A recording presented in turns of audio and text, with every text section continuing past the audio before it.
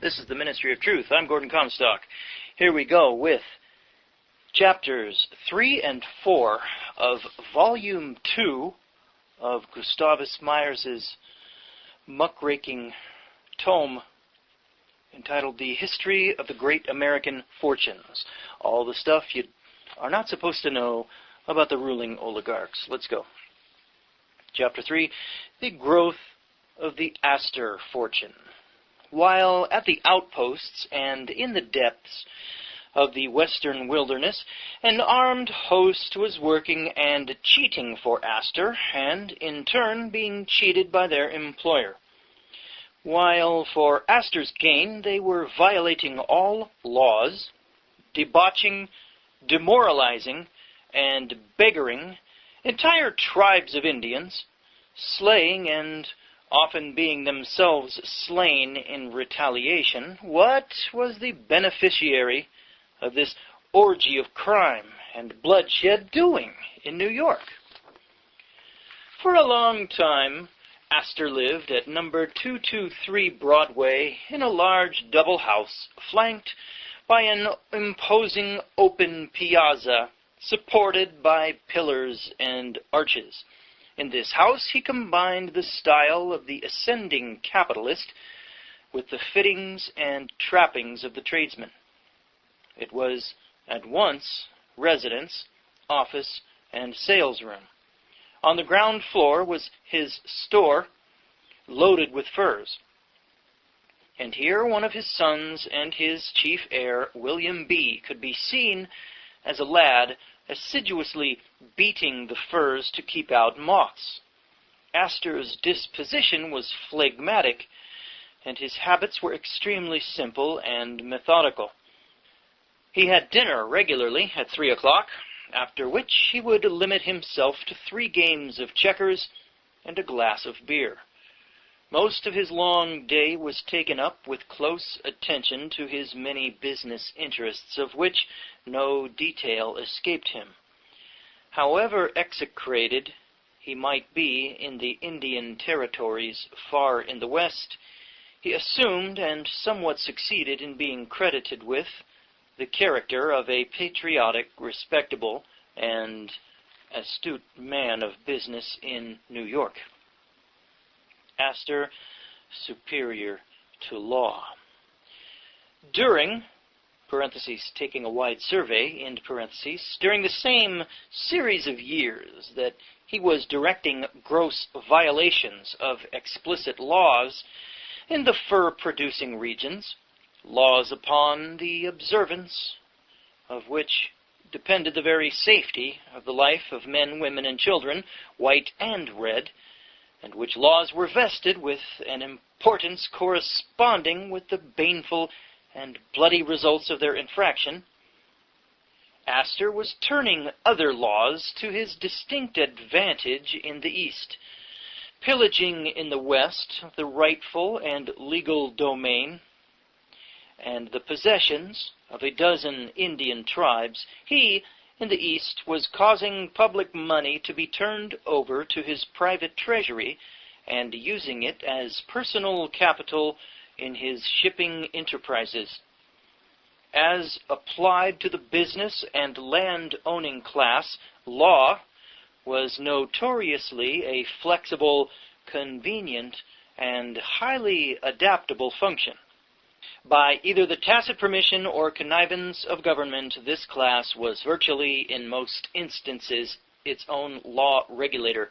It could, consistently, and without being seriously interfered with, violate such laws as suited its interests, while calling for the enactment or enforcement of other laws which favored its designs and enhanced its profits.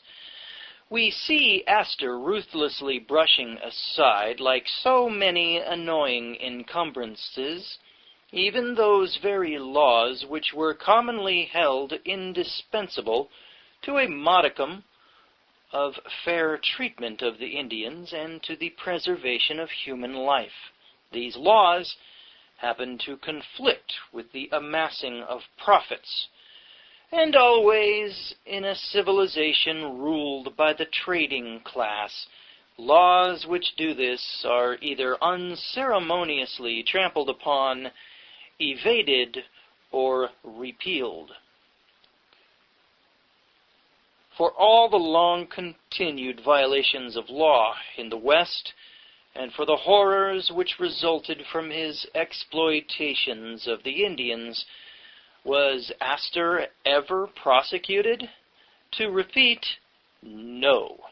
Nor was he even disturbed even by such a triviality as a formal summons. Yet, to realize the full enormity of acts for which he was responsible, and the complete measure of which that he enjoyed, it is necessary to recall that at the time the government had already begun to assume the role of looking upon the Indians as its wards, and thus of theoretically extending to them the shield of its especial protection. If government allowed a people whom it pleased to signify as its wards to be debauched, plundered, and slain, what kind of treatment could be expected for the working class, as to which there was not even the fiction of government concern, not to mention wardship, law-breakers, and law-makers?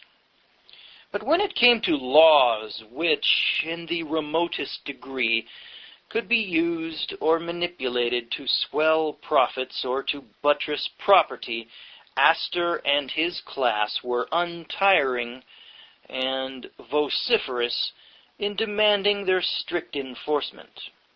Successfully ignoring or circumventing laws objectionable to them, they, at the same time, insisted upon the passage and exact construction and severe enforcement of laws which were adjusted to their interests. Lawbreakers on the one hand, they were lawmakers on the other. They caused to be put in statute and intensified by judicial precedent the most rigorous laws in favor of property rights.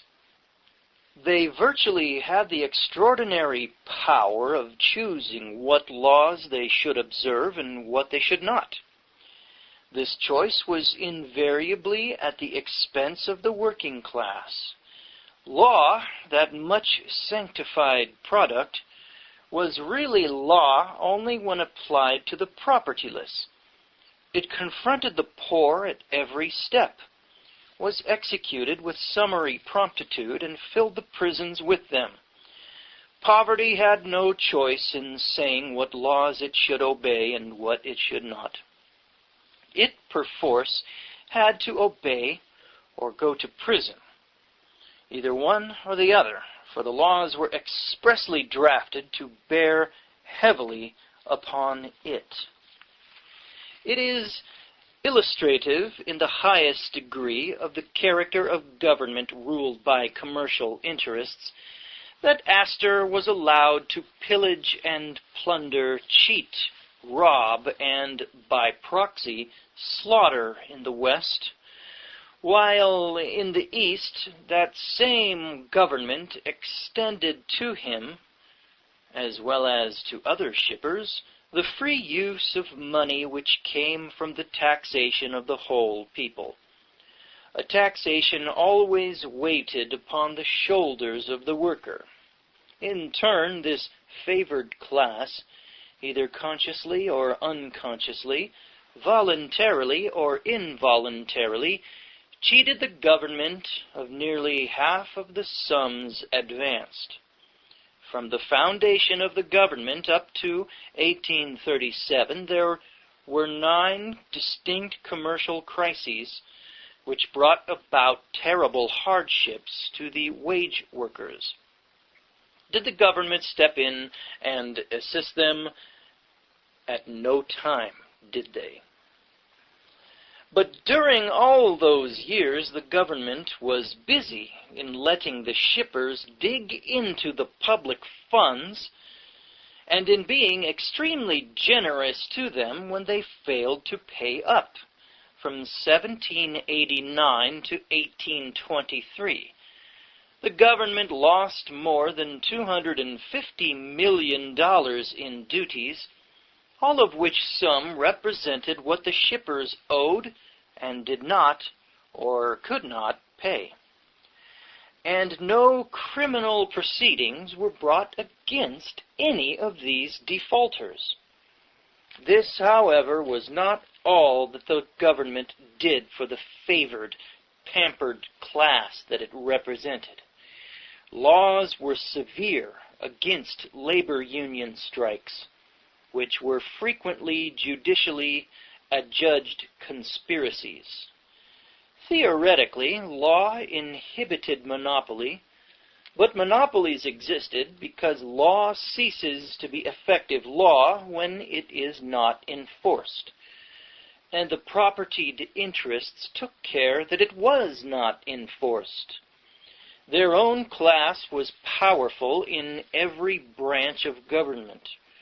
Furthermore, they had the money to buy political subserviency and legal dexterity. The $35,000 that Astor paid to Cass, the very official who, as Secretary of War, had jurisdiction over the Indian tribes and over the Indian trade, and the sums that Astor paid to Benton were, it may well be supposed, only the merest parts of the total sums that he dispersed to officials and politicians, high and low. Astor's monopolies. Astor profited richly from his monopolies. His monopoly of furs in the West was made a basis for the creation of other monopolies, exactly like Rockefeller. China was a voracious and highly profitable market for furs. In exchange for the cargoes of these that he sent there, his ships would be loaded with teas and silks. These products he sold at exorbitant prices in New York. His profits from a single voyage sometimes reached $70,000. The average profits from a single voyage were $30,000. During the War of 1812 to 1815, tea rose to double its usual price. Astor was invariably lucky in that his ships escaped capture. At one period, he was about the only merchant who had a cargo of tea in the market. He exacted, and was allowed to exact, his own price. Meanwhile, Astor was setting about making himself the richest and largest landowner in the country. His were not the most extensive land possessions in point of extent, but in regard to value. He aimed at being a great city, not a great rural landlord. It was estimated that his trade in furs and associated commerce brought him a clear annual revenue of about $2 million. This estimate was palpably inadequate. Not only did he reap enormous profits from the fur trade, but also from banking privileges in which he was a conspicuous factor. It was on one of his visits to London, so the recital goes, that he first became possessed of the idea of founding an extraordinarily rich landed family. He admired, it is told, the great landed estates of the British nobility, and observed the prejudice against the caste of the trader, and the corresponding exalted position of the landowner. Whether this story is true or not, it is evident that he was impressed with the increasing power and the stability of a fortune founded upon land, and how it radiated a certain splendid prestige. The very definition of the word landlord, lord of the soil, signified the awe-compelling and authoritative position of him who owned land, a definition heightened and enforced in 1,000 ways by the laws. The speculative and solid possibilities of New York City real estate held out dazzling opportunities gratifying his acquisitiveness for wealth and power, the wealth that fed his avarice and the power flowing from the dominion of riches. Astor not an exception. It may here be observed that Astor's methods in trade or in acquiring of land need not be indiscriminately condemned as an exclusive mania, nor should they be held up to the curiosity of posterity as a singular and pernicious exhibition, detached from his time and generation, and independent of them. Again and again the facts disclose that men such as he were merely the representative crests of prevailing commercial and political life. Substantially, the whole propertied class obtained its wealth by methods which, if not the same, had a strong relationship. His methods differed nowise from those of many cotton planters of the South who stole, on a monstrous scale, government land, and then, with the wealth derived from their thefts, bought Negro slaves, set themselves up in the glamour of a patriarchal aristocracy, and paraded a florid display of chivalry and honor. And it was this same grandiose class that plundered Whitney of the fruits of his invention of the cotton gin, and shamelessly defrauded him. Far more flagrant, however, were the means by which other Southern plantation owners and business firms secured landed estates in Alabama, Georgia, and in other states. Their methods in expropriating the reservations of such Indian tribes as the Creeks and Chickasaws were not less fraudulent than those that Astor used elsewhere. They, too, those fine Southern aristocrats, debauched Indian tribes with whiskey, and after swindling them of their land, caused the government to remove them westward. The frauds were so extensive, and the circumstances so repellent, that President Andrew Jackson in 1833 ordered an investigation.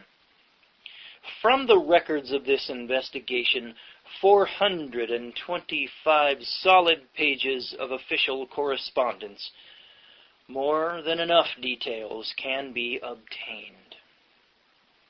Where was fraud absent?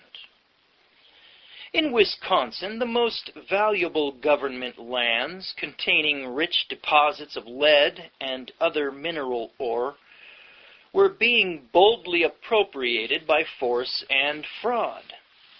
The House Committee on Public Lands reported on December 18, 1840, that with the connivance of local land agents, these lands, since 1835, had been sold at private sale before they were even subject to public entry. Quote, in consequence of which, unquote, the committee stated, quote, many tracts of land known to be rich and valuable mineral lands for many years, and known to be such at the time of the entry, have been entered by evil-minded persons who have falsely made or procured others to make the oath required by the land offices. Honest men have been excluded from the purchase of these lands, while the dishonest and unscrupulous have been permitted to enter them by means of false oath and fraud." Unquote. These are but the merest glimpses of the widespread frauds in seizing land, whether agricultural, timber, or mineral. What of the mercantile importers, the same class that the government so greatly favored in allowing its long periods in which to pay its customs duties? It was defrauding the government on the very importations on which it was extended long-time credit for customs payments. The few official reports available clearly indicate this. Great frauds were continuously going on in the importations of lead. Large quantities of sugar were imported in the guise of molasses, which, it was discovered, after being boiled a few minutes, would produce an almost equal weight in brown sugar. Doubtless similar frauds were being committed in other lines of importations. Between the methods of these divisions of the capitalist class and those of Astor, no basic difference can be discerned. You hear that, folks? We're all crooks apart from Jesus Christ. Neither was there any essential difference between Astor's methods and those of the manufacturing capitalists of the North, who remorselessly robbed Charles Goodyear of the benefits of his discovery of vulcanized rubber, and who drove him, after protracted litigation, into insolvency, and caused him to die loaded down with worries and debts, a broken-down man at the age of 60. How about that? The poor inventors, they always get taken advantage of by the unscrupulous lawyers and businessmen. Charles Goodyear got ripped off after he invented tires. What's his name? The guy who invented the cotton gin. He got ripped off. Eli Whitney. Wow. Neither was there any essential difference between... No, we read that. Moving on. As for that pretentious body of gentry who professed to spread enlightenment and who set themselves high and solemnly on a pinnacle as dispensers of knowledge and molders of public opinion, the book, periodical, and newspaper publishers, their methods at bottom were fraudulent as any that Astor ever used.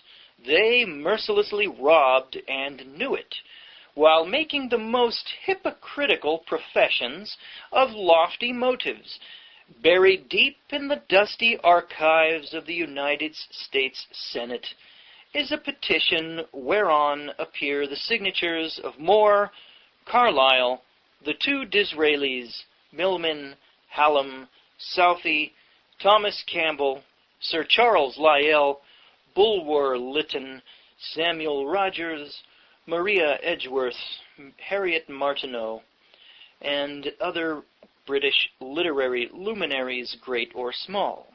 In this petition, these authors, some of them representing the highest and finest in literary, philosophical, historical, and scientific thought and expression, implore Congress to afford them protection against the indiscriminate theft of their works by American booksellers. Yeah, I heard that was true of Charles Dickens as well. Americans used to rip off the works of British authors. So much for the scruples of America. Even even at the time, roughly the time, or not too many decades after, which de Tocqueville had come to America and had written glowingly about democracy in America, that famous volume, 2 volumes. Americans were still cheaters. The patent laws were very liberal in America, from what I have heard. Their works, these British authors, they set forth, are not only appropriated without their consent, but even contrary to their expressed desire, and there is no redress. Their productions are mutilated and altered, yet their names are retained. This is funny, because if you go to Mexico right now, this day and age, you will see on the street corners pirate copies of Hollywood, the latest Hollywood movies, with totally fake Photoshop, home printed up CD cover, DVD covers, and all that. But same thing. Americans were doing the same thing. Pirate copies, bootleg copies of books in the 1800s. What the Mexicans are doing with American movies today. Their works, their productions are mutilated and altered. Their names are retained. They instance the pathetic case of Sir Walter Scott. His works have been published and sold from Maine to the Gulf of Mexico, yet not a cent has he received. Quote, an equitable remuneration might have saved his life and would at least have relieved his closing years from the burdens of debts and destructive toils, quote, they set forth, these British authors. How fares this petition read in the United States Senate on February 2nd, 1837? The booksellers, magazine, periodical, and newspaper publishers have before succeeded in defeating one copyright bill. They now bestir themselves again. The United States Senate consigns the petition to the archives, and the piracy goes on as industriously as ever. Legalized piracy in all branches of trade.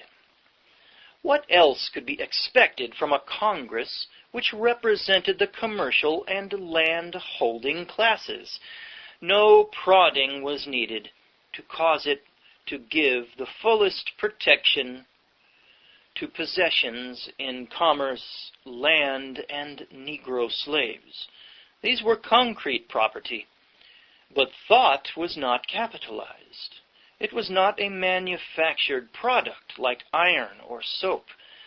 Nothing can express the pitying contempt or the lofty air of patronization with which the dominant commercial classes looked down upon the writer, the painter, the musician, the philosopher, or the sculptor.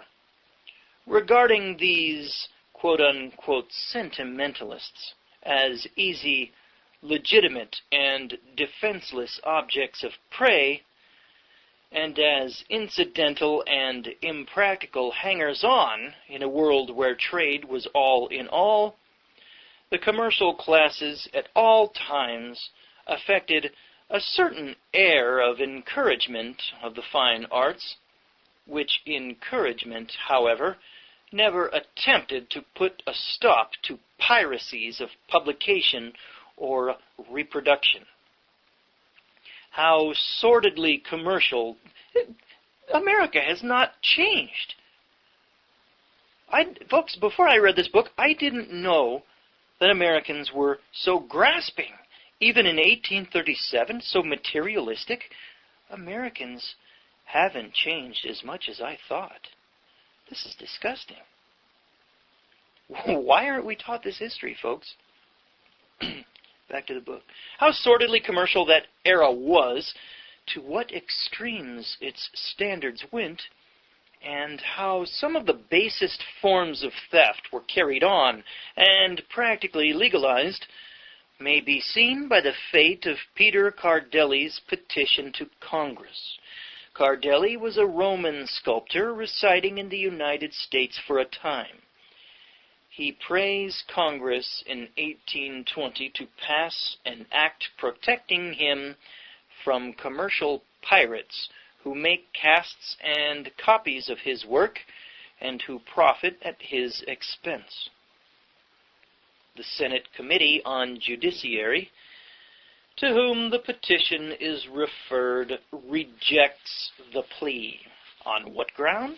Because he, quote, has not discovered any new invention on which he can claim the right, unquote. Could stupidity go further?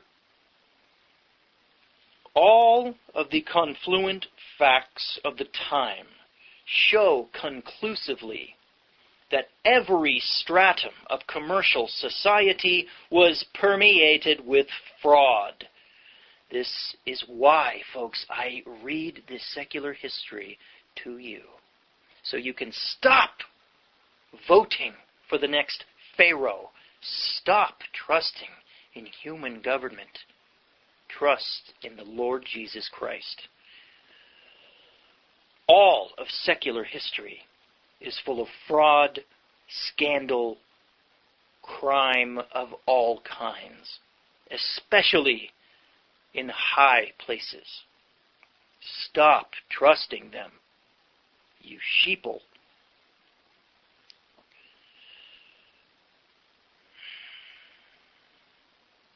All of the confluent facts, it was all fraud. And that this fraud was accepted generally as a routine fixture of the business of gathering property or profits. Astor, therefore, was not an isolated phenomenon, but a typically successful representative of his time and of the methods and standards of the trading class at that time. Whatever in the line of business yielded profits, that act, whether cheating, robbing, or slaughtering, was justified by some sophistry or other. Astor did not debauch, spoliate, and incite slaughter because he took pleasure in doing them. Perhaps, to extend charitable judgment, he would have preferred to avoid them.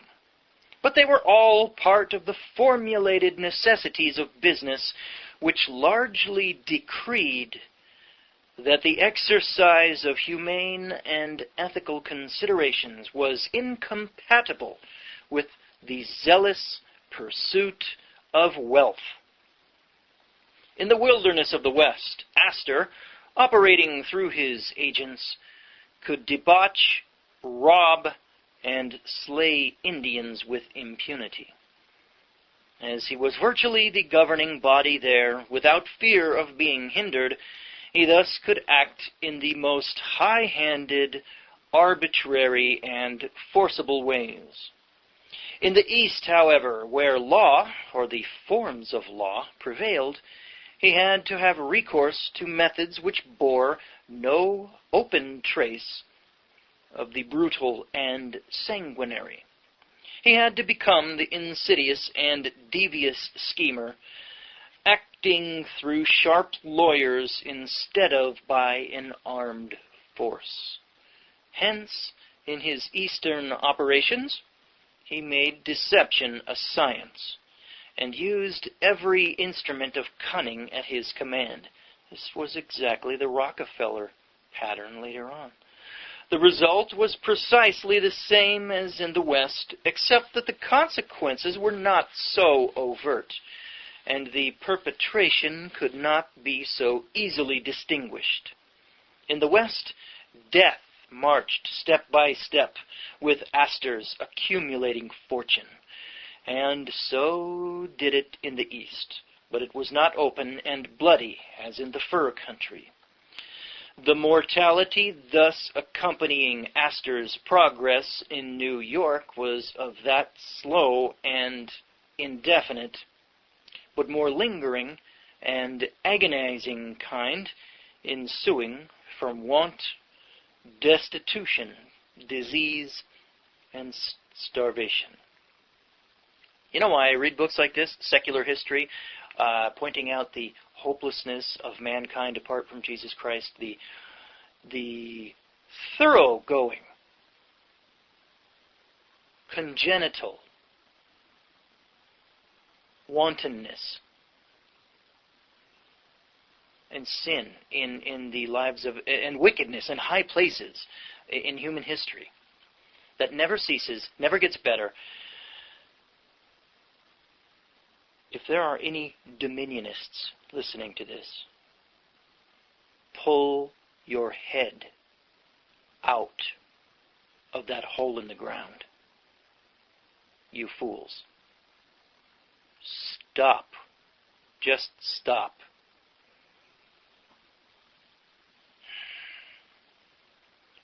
Dominionism. Man, oh man.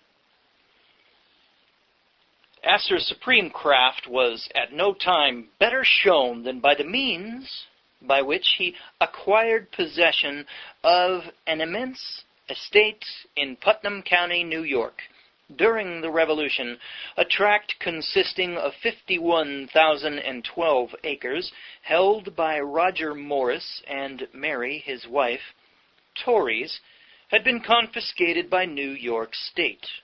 This land, it is worth recalling, was part of the estate of Adolphus Phillips, the son of Frederick, who, as has been set forth, financed and protected the pirate Captain Samuel Burgess in his buccaneer expeditions, and whose share of the Burgess booty was extremely large. Mary Morris was a descendant of Adolph Phillips, and came into that part of the property by inheritance. The Morris estate comprised nearly 1/3 of Putnam County. After confiscation, the state sold the area in parts to various farmers. By 1809, 700 families were settled on the property, and not a shadow of a doubt had ever been cast on their title.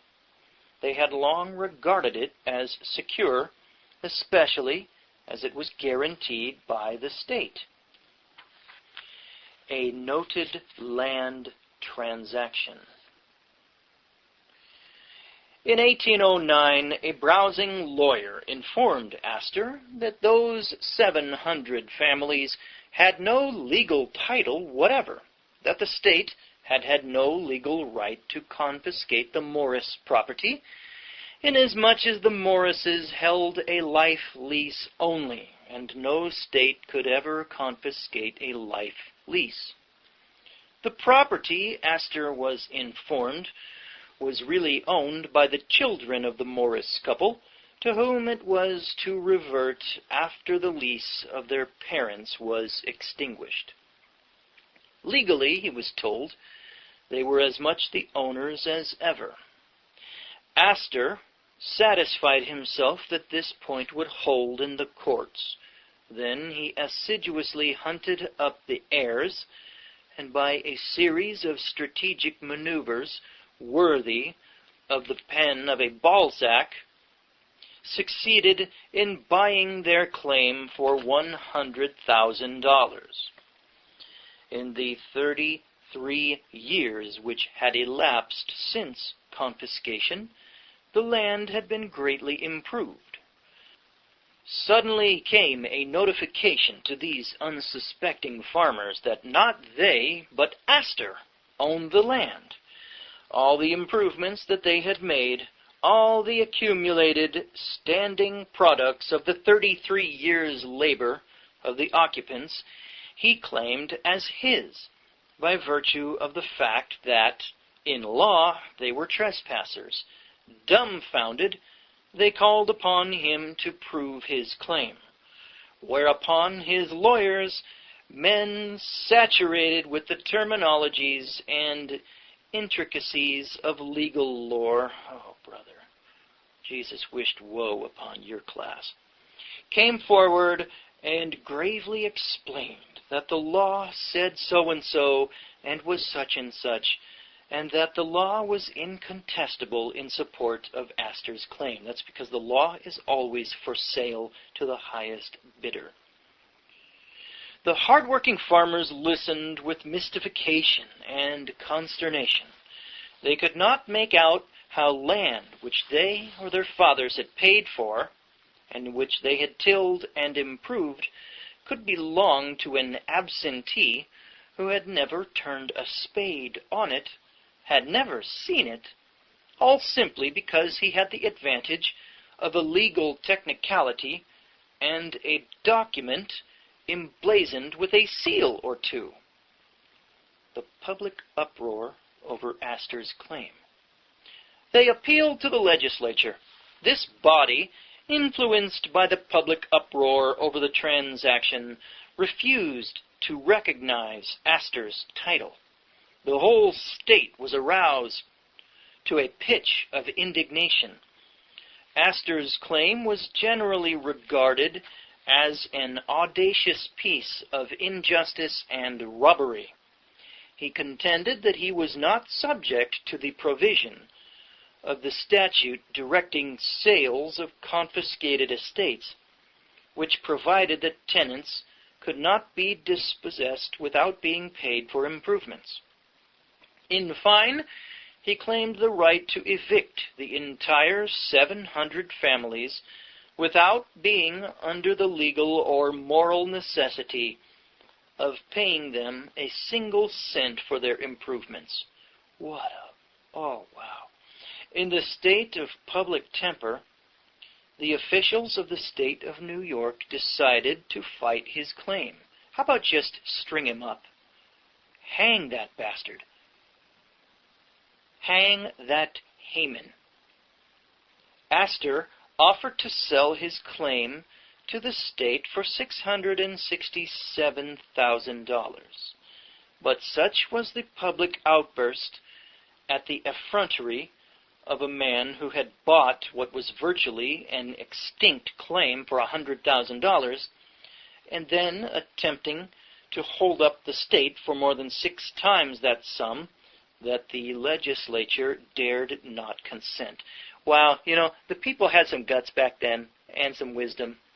They weren't drinking the fluoride. They weren't watching television. Oh, wow, how sad we are today. The contention went to the courts, and there dragged along for many years.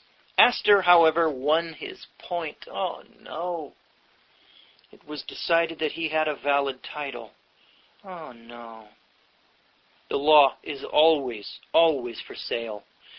Have no respect for the law. Read the book Woe to You, Lawyers by Fred Rodell. It's out of print, of course, but get yourself a copy. You'll never respect the law again.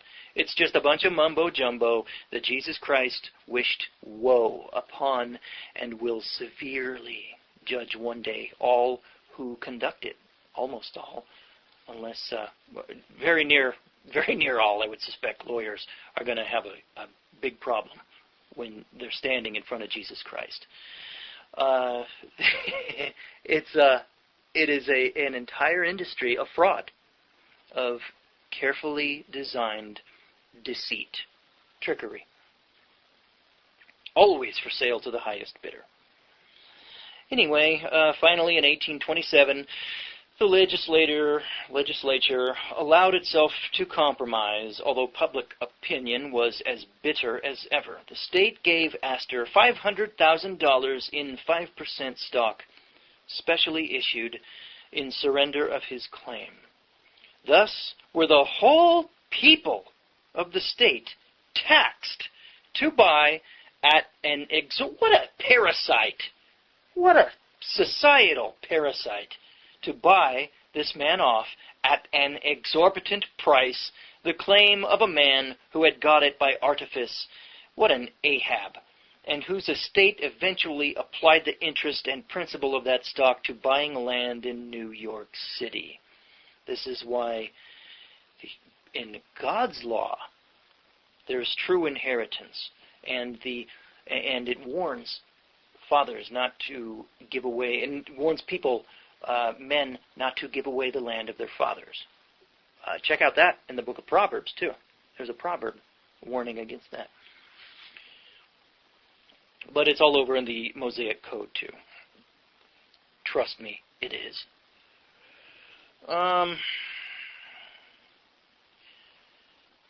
Thus, also, can a considerable part of the Astor fortune be traced to Adolphus Phillips, son of Frederick, the partner, protector, and chief spoil-sharer of Captain Burgess, sea pirate, and whose estate, the Phillips Manor, had been obtained by bribing Fletcher, the royal governor.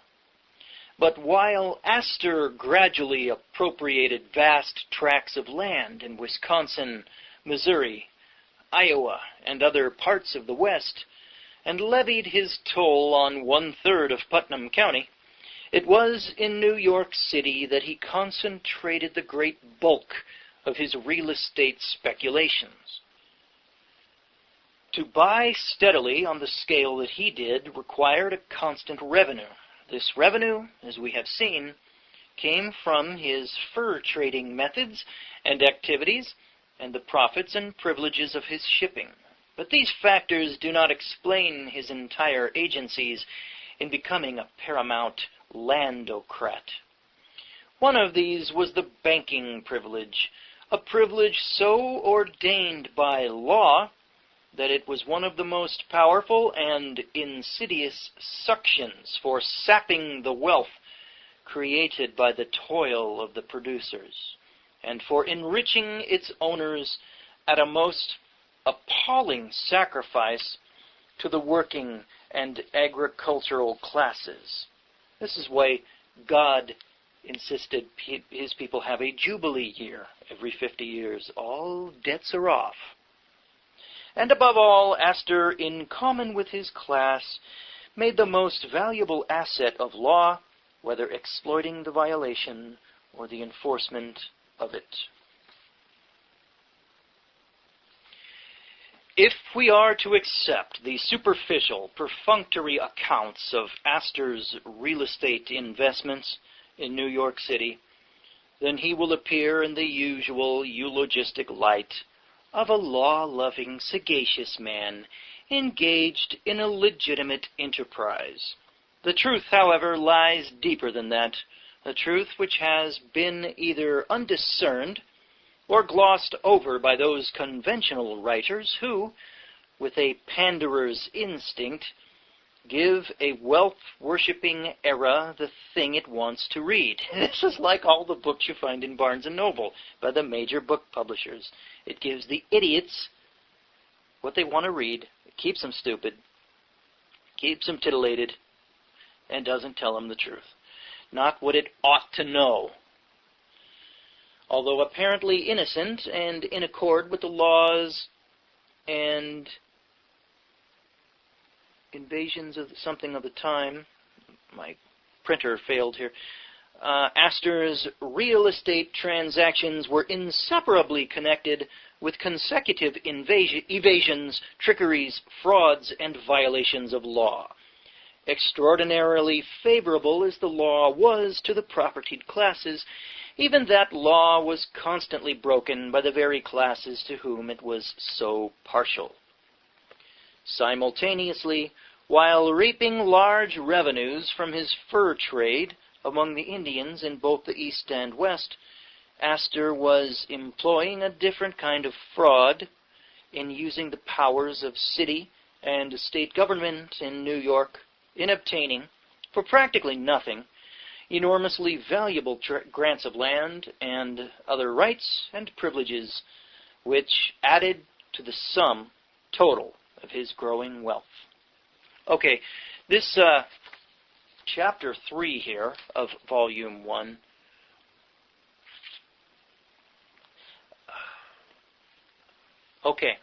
this chapter 3 here of volume 2 of Gustavus Myers's The History of the Great American Fortunes. This chapter 3 is quite long, longer than I thought, so we're just going to do chapter 3 here. I'm going to take a break and come back to chapter 3, read the last couple of pages here, 2 or 3 pages. And see you in a few minutes. Okay, we're back. Reading from Chapter 3 of Volume 2 of Gustavus Myers' The Great American Fortunes.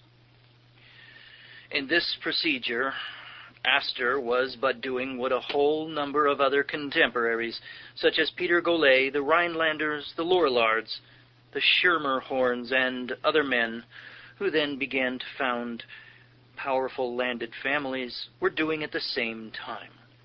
The methods by which these men secured large areas of land, now worth huge sums, were unquestionably fraudulent, although the definite facts are not as wholly available as are, for instance, those which related to Fletcher's granting vast estates for bribes in the 17th century, or the bribery which corrupted the various New York legislatures beginning in the year 1805.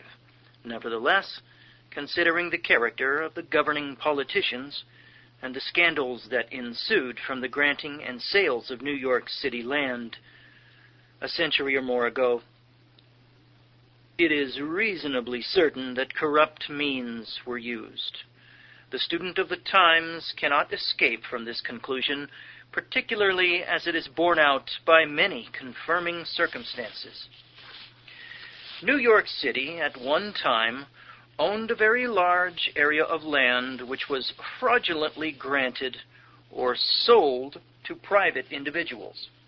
Considerable of this granting or selling was done during the years when the corrupt Benjamin Romaine was city controller. Romaine was so badly involved in a series of scandals arising from the grants and corrupt sales of city land that in 1806 the Common Council, controlled by his own party, the Tammany machine, found it necessary to remove him from the office of city controller for malfeasance. The specific charge was that he fraudulently obtained valuable city land in the heart of the city without paying for it.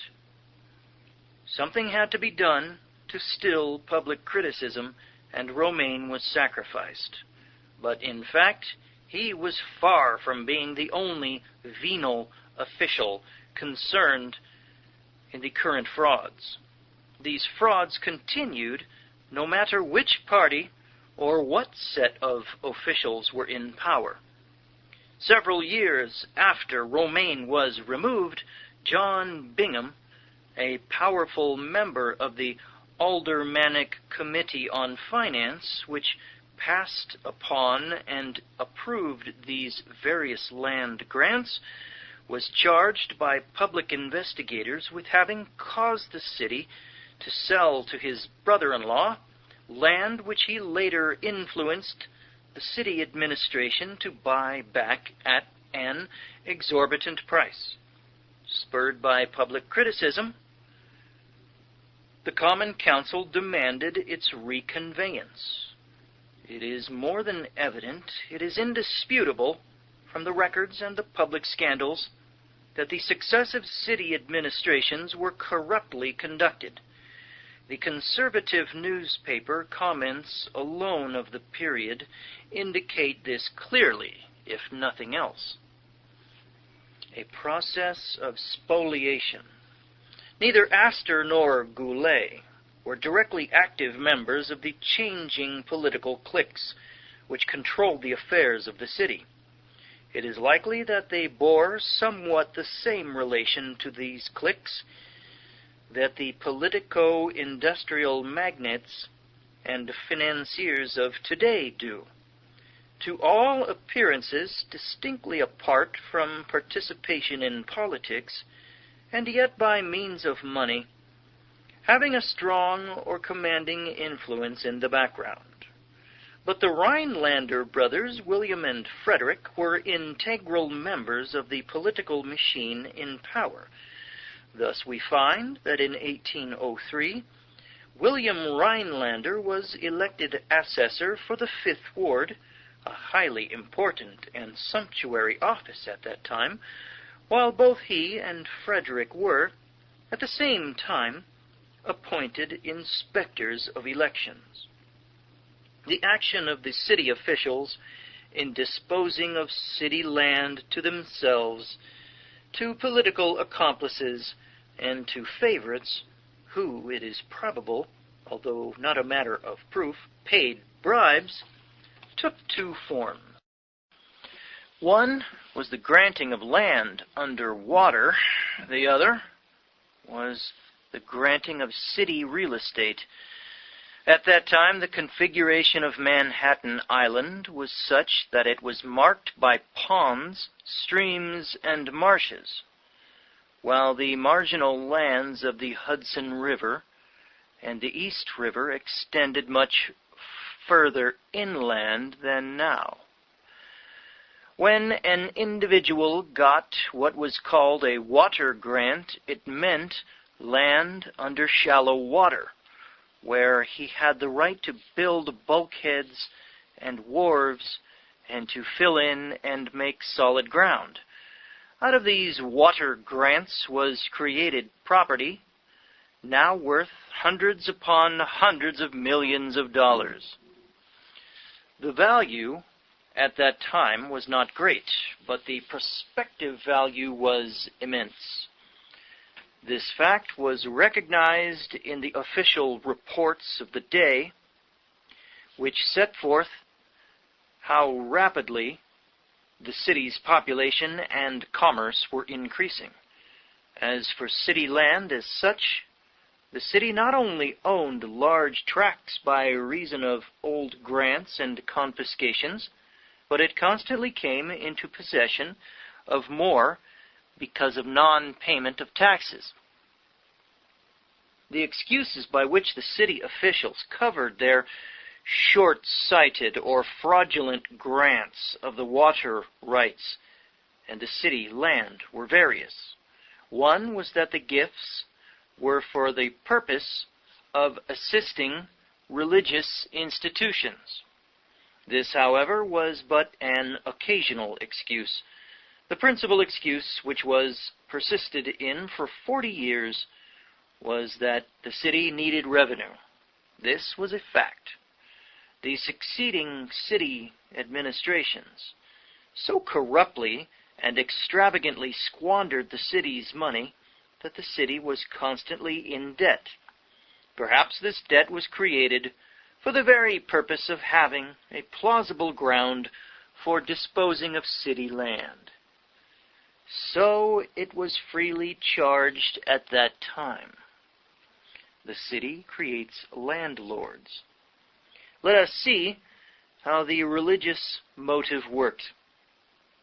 On June 10th, 1794, the city gave to Trinity Church a water grant covering all that land from Washington Street to the North River between Chambers and Reed Streets. The annual rent was 1 shilling per running foot after the expiration of 42 years from June 10th, 1794. Thus, for 42 years, no rent was charged. Shortly after the passage of this grant, Trinity Church conveyed it to William Rhinelander, and also all that ground between J and Harrison Streets, from Greenwich Street to the North River, by a subsequent arrangement with Trinity Church and the city. All of this land, as well as certain other Trinity land, became William Rhinelander's property. And then, by agreement of the Common Council on May 29th, 1797, and confirmation of November 16th, 1807, he was given all rights to the land water between high and low water mark, bounding his property for an absurdly low rental. These water grants were subsequently filled in and became of enormous value.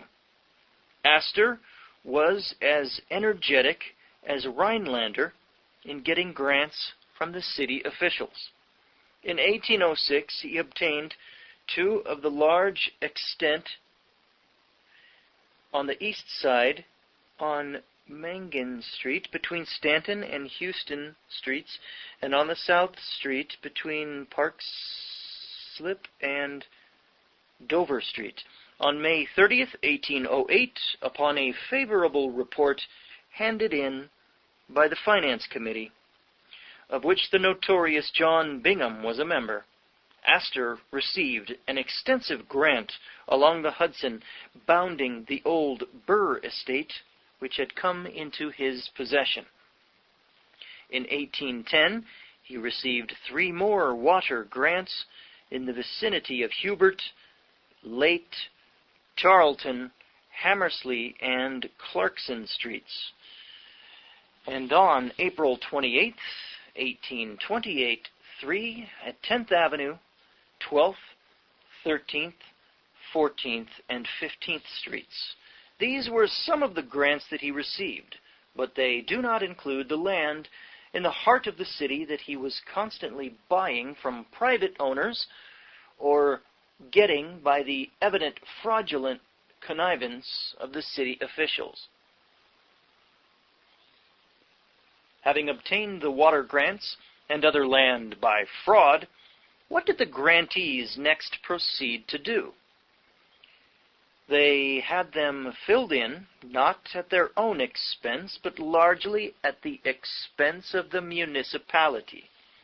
Sunken lots were filled in, sewers placed, and streets opened, regulated, and graded at but the merest minimum of expense to these landlords.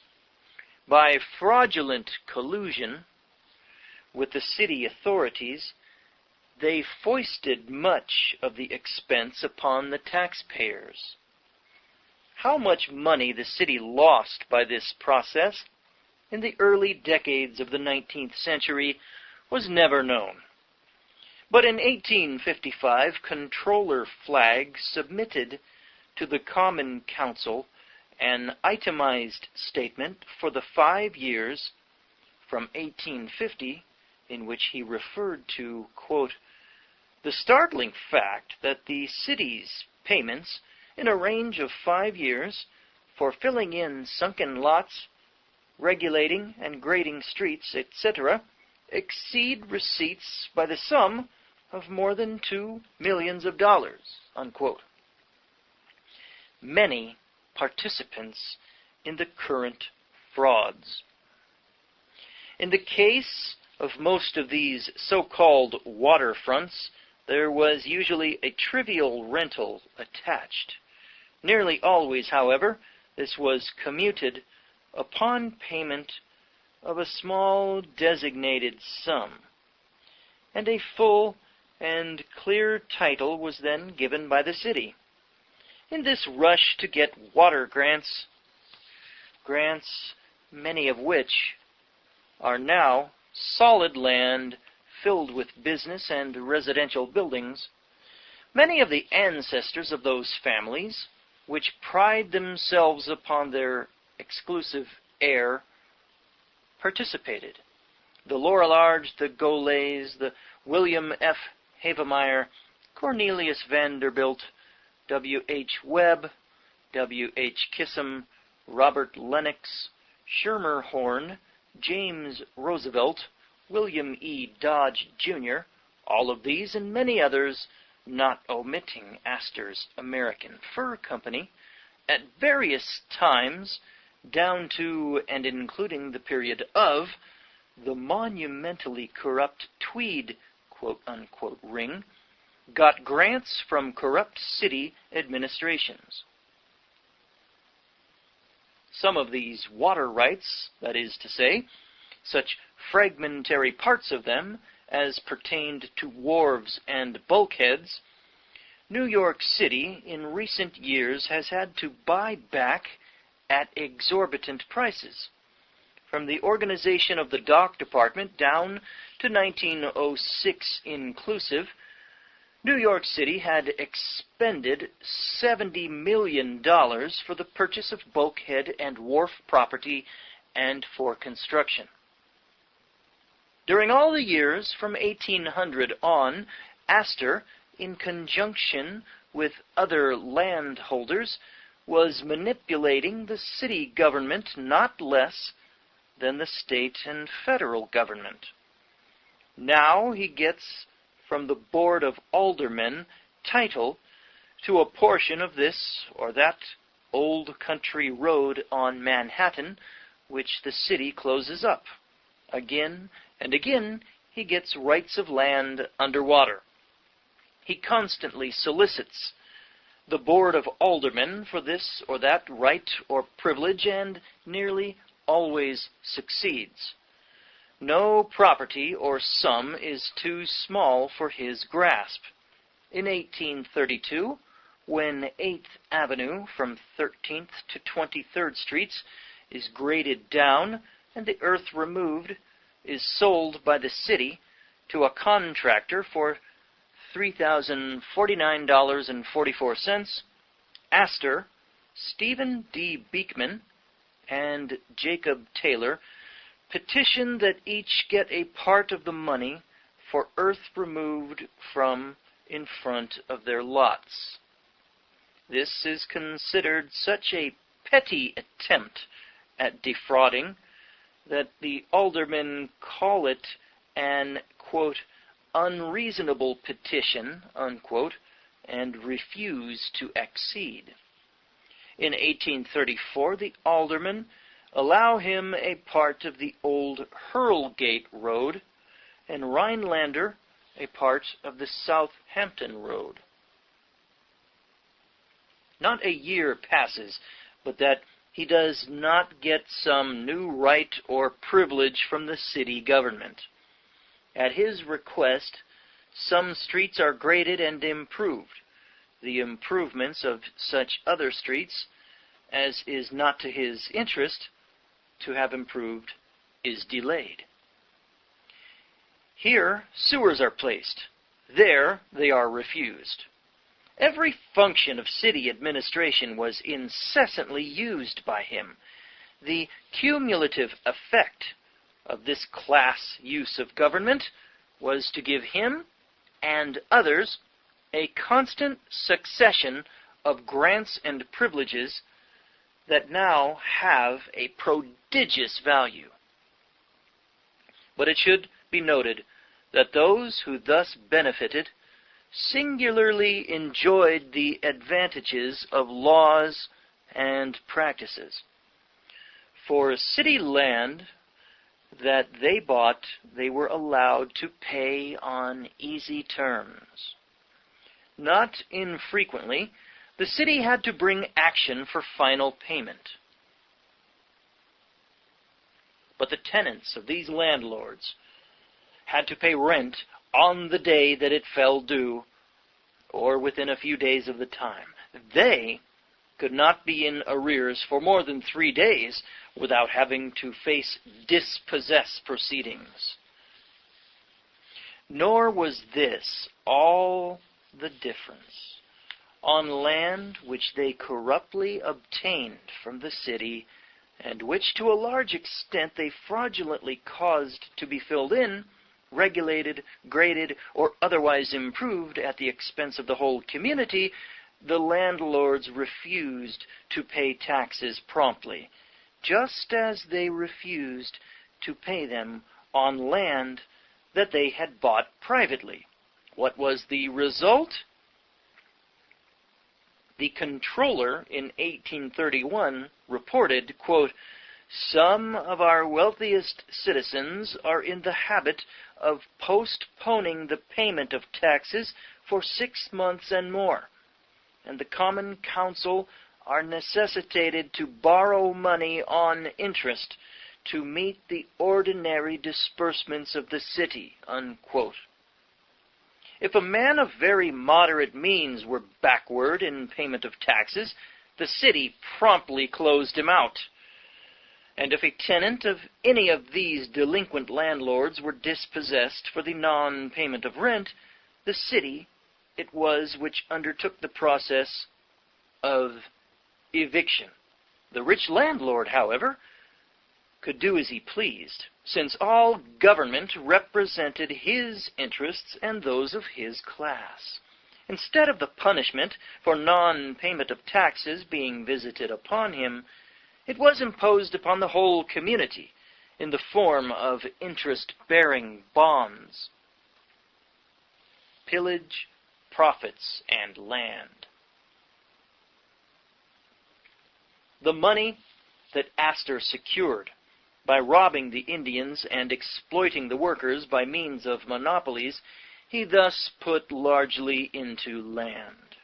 In 1810, a story runs, he offers to sell a Wall Street lot for $8,000. The price is so low that a buyer promptly appears.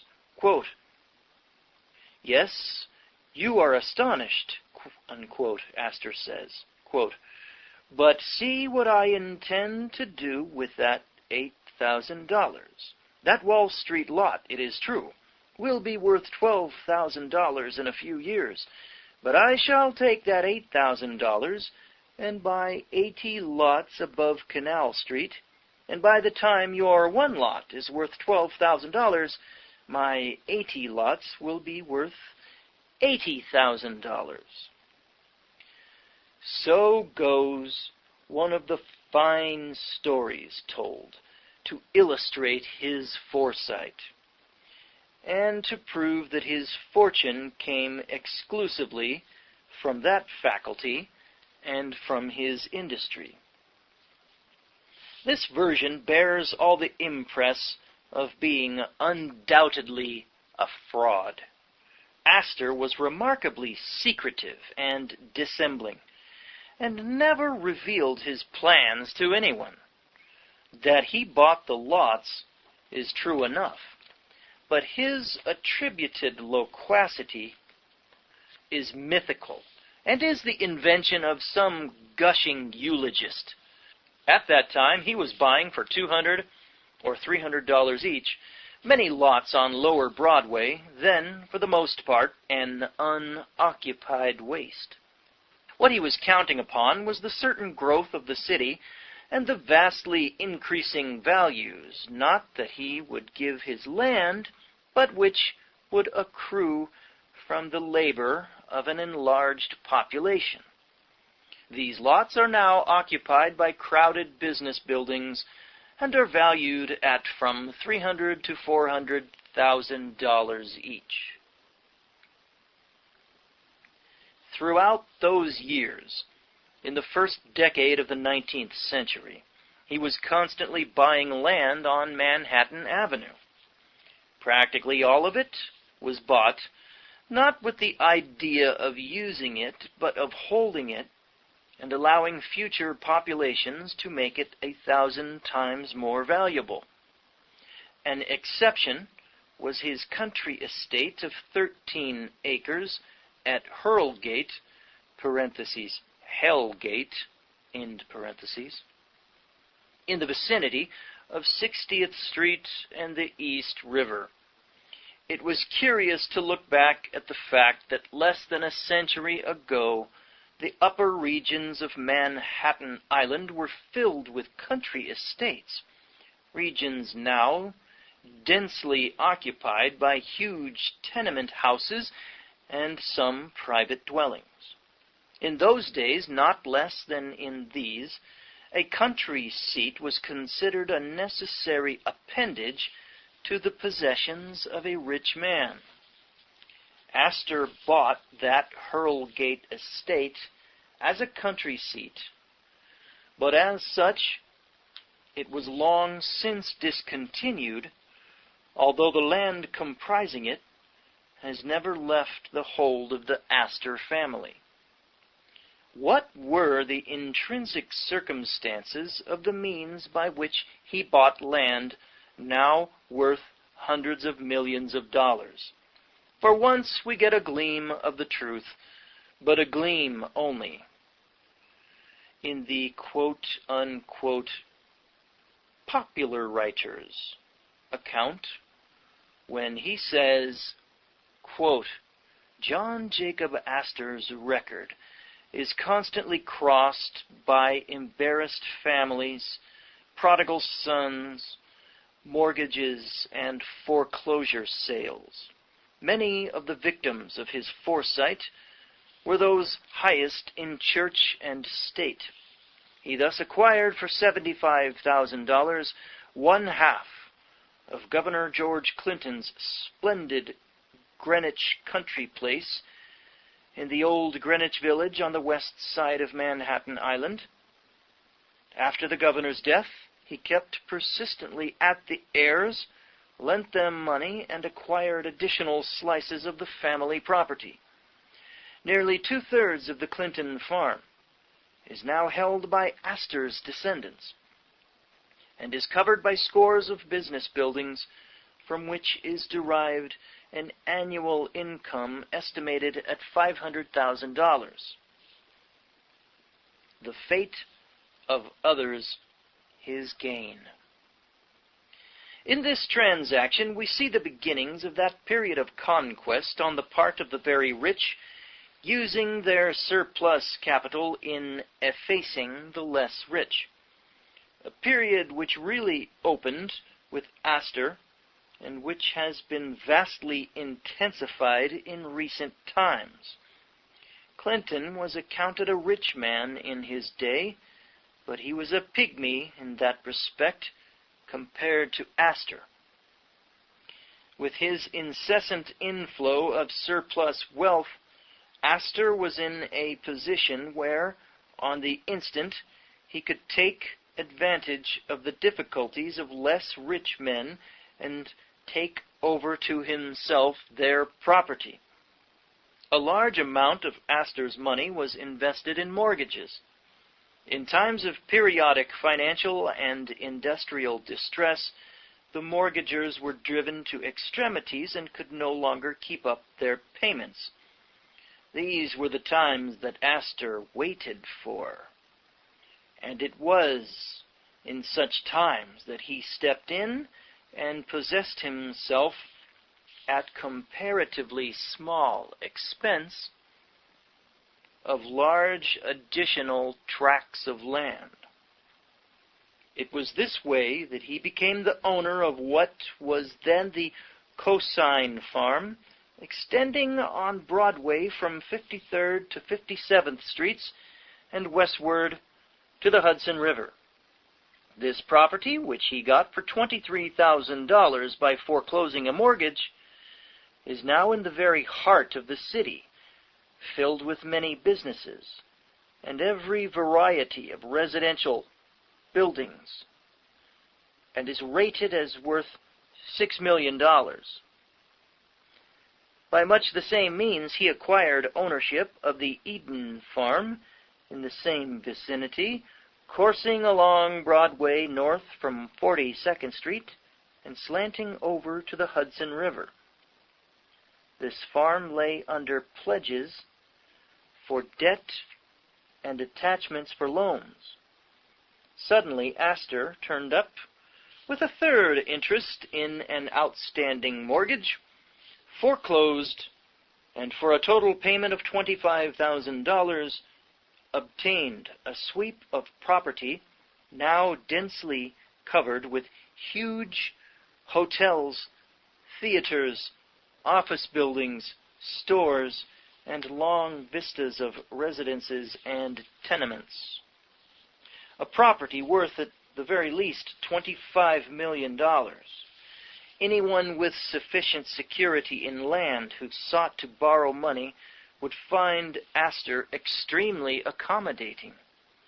But woe betide the hapless borrower, whoever he was, if he failed in his obligations to the extent of even a fraction of the requirements covered by law. What does the Bible say about money lending, folks? No usury. This is why.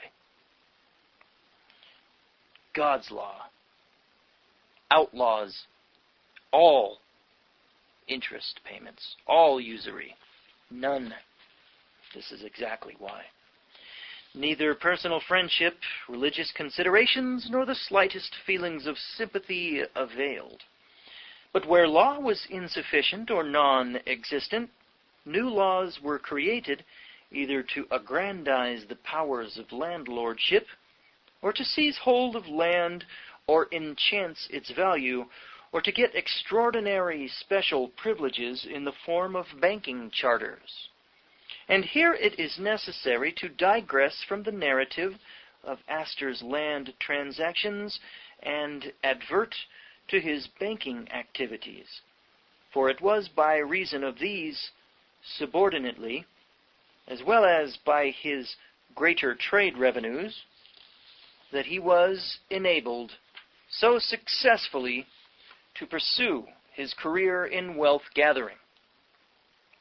The circumstances as to the origin of certain powerful banks in which he and other landholders and traders were large stockholders, the methods and powers of those banks, and their effect upon the great body of the people, are component parts of the analytic account of his operations. Not a single one of Astor's biographers has mentioned his banking connections. Oh, not a surprise. Yet it is of the greatest importance to describe them, inasmuch as they were closely intertwined with his trade on the one hand, and with his land acquisitions on the other. This is interesting because, and that's the end of Chapter 3 of Volume 2 of Gustavus Myers' The History of the Great American Fortunes. This is interesting because Gustavus Myers is writing in the very early years of the 1900s, and this was before the highest-ranking member of the Astor, maybe John Jacob Astor himself, if he was still alive. Right before Myers is writing, right before Astor died on the Titanic. And if Astor was hooked into the banks, and as I read in Bill Hughes's books, The Secret Terrorists and The Enemy Unmasked by Bill Hughes, and probably some more books that I haven't read also will tell you this. Astor was not going along with the Federal Reserve Plan, which came out just a few years after Myers' writing here, right around the time of the Titanic, right after the Titanic. I think the banksters, they bumped off Astor. They knew that Titanic was going down. Holy mackerel. It's just interesting because Gustavus Myers is writing about Astor here and his banking and all of his other monopolies, and he's writing right before Myers would have no idea that Astor was about to die, to be bumped off on the Titanic. Wow. Okay, that's it for now. We'll see you with the next installment next week, I suppose.